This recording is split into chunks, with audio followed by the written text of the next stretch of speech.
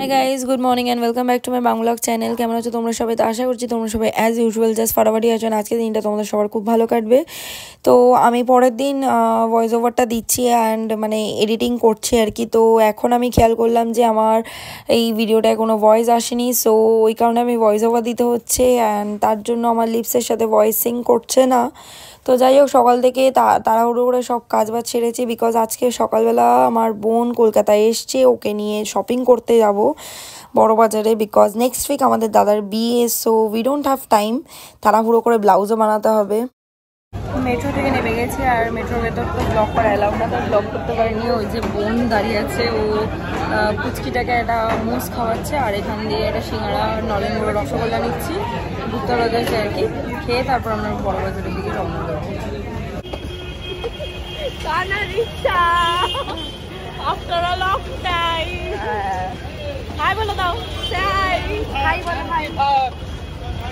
এখন খেতে ব্যস্ত, মুস খেতে ব্যস্ত। আমাদেরও পেট পূজা হয়ে গেছে, আমরা রওনা দিয়ে দিয়েছি। কিন্তু এটাই হচ্ছে মোস্ট স্কেরি পার্ট। এই টানা রিক্সা আমার প্রচণ্ড ভয় লাগে, আমি জানি না কেন। মানে তোমরাও আশা করছি অনেকে রিলেট করতে পারবে টানা রিক্সায় উঠলে কেন ভয় লাগে।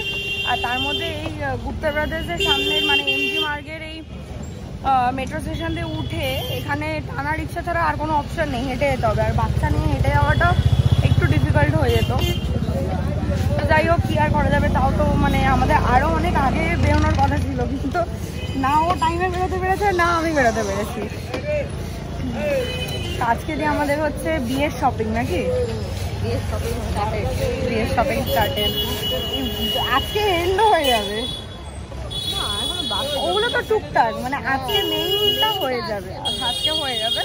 আর এমনি তো সামনের সপ্তাহে এই সময় আমাদের দাদার বিয়ে।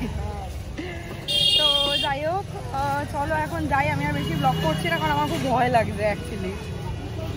ফাইনালি আমাদের সব শপিং হয়ে গেছে। বড়বেলা থেকে বেরিয়ে আমরা আবার মেট্রো স্টেশনের কাছে চলেও এসেছি। এখানে ও এটা কী বলে কেক খাবে বলছে আবার। তো মানে মম গেছে ভেতরে বিল করতে, আমি ওকে নিয়ে বাইরে বসে আছি, মানে দাঁড়িয়ে আছি আমি, ও বসে আছে। তো যাই হোক, এখান থেকে ওকে কেক খাইয়ে আমরা একটা চা খাবো, আমি আর বোন। চা খেয়ে আমরা মেট্রো ধরে বাড়ি। আমি কোনো শপিং করিনি, বোনই নিয়েছে। তো যাই হোক, চলো, বোন বাচ্চাটার জন্যই মেনলি আরও নিয়েছে।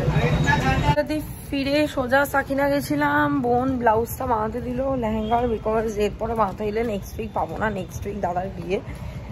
তো যাই হোক, করে টোরে তারপর বোনও বাড়িতে এসেছিলো মাকে একবার দেখতে।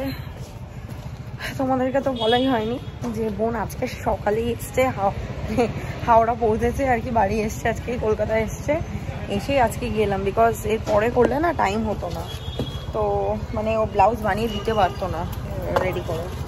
তো যাই হোক, চলো এবার ফ্ল্যাটে যাই।